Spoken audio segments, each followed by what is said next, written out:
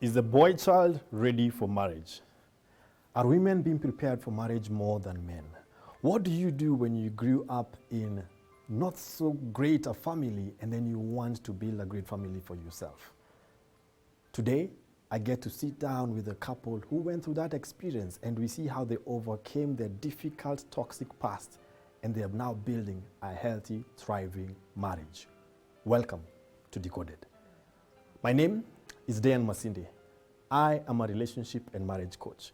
And every week, I sit down with different couples to find out lessons that we can learn about love. Welcome. My name is Apostle Domitiano Mwenda. I am the senior pastor of Life Equipping and Restoration Ministry. I come from Murang'a town. Thank you very much. I'm Florida Mwenda, and we all come from Murang'a. We thank God for having us here. Thank you. We met after prayer.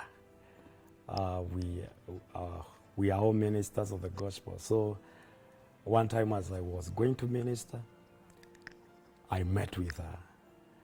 And I never knew that she would be my wife, or we would have anything to do with her. But later, when I went and prayed, then we were able to meet again. Yeah. Yes, as he has said, it is true. We met somewhere as we were going to minister, but invitations were different.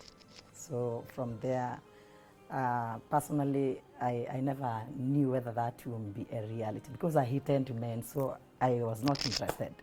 I needed to pray because I needed someone from God, so that when she will go wrong, I will go back to God and report. And that is why I was praying.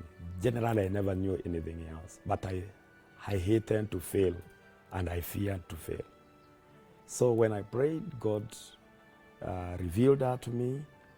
So because I had already seen her, I had to make the move after knowing she's the one. So she's gone fearing, and she loved God because she was serious. And the way I came from, most ladies were not serious with God. But the first time I met her, I met a serious lady. Father, he was a police officer, and everybody in our village, my extended family, all men, they were like terrorists. They could beat their wives, and they could do all manner of evils. Now, when I saw also my brothers, my cousins, they were men of battle, and ladies, they were being prepared to be like military women. So even ladies, they could fight men. In other words, in our family, you could not be fought even as a woman and go home and say that even a man has fought you somewhere. You have to go back, you fight that man, and you win battle, you come back home. So that environment made me to feel there's no need of being married. Secondly, my mom was a wife, the legal one, wife number 5. Now you can imagine there were other concubines. And the way we grew in poverty, my mom was struggling with us. We could even, I remember there's a time we spent 3 days without eating food. So I woke up in the morning and I just called myself to hear whether I am alive. And my father could come with a lot of money, and I could help him count money. And he would leave us without even a single shilling to go and buy food. So I saw him as an evil man. Yeah, immediately the day I was to propose, I was in a prayer room. We had met, and when I realized that she is the one, and I knew where she was, but she never knew where I was. So I prayed and I told God to help me to have a way that we can meet that day so that we can discuss about it.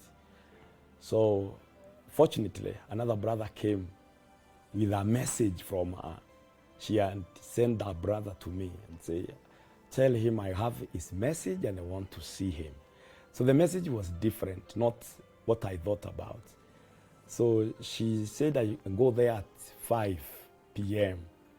But by 2, I was there because I couldn't wait to talk to her that day. But unfortunately, she was not at that room that time. She had gone for a saloon, and I waited. Then I asked her, do you have any others? Because we could not explain how. Like fools. Yeah, we could not explain how this could happen. So we left each other without any arrangement. But knowing she has the information that she will get married to me, and she has accepted, and I also had the same information.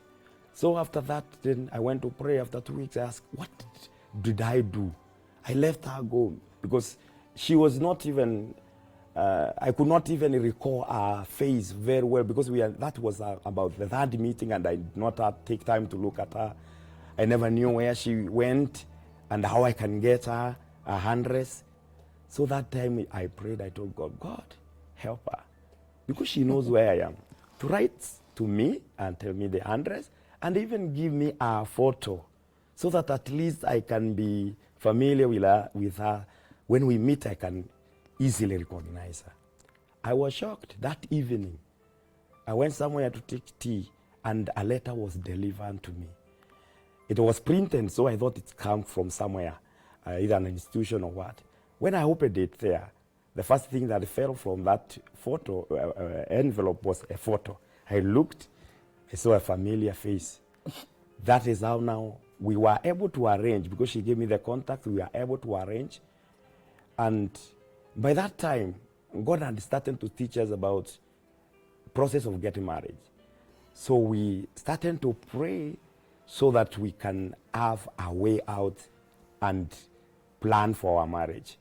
But we never wanted to marry within a short period.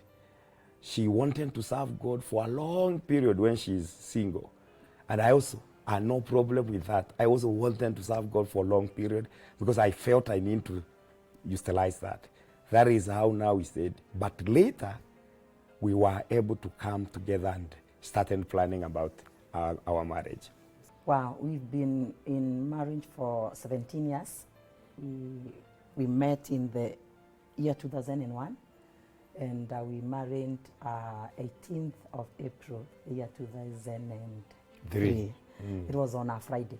And we have 4 kids.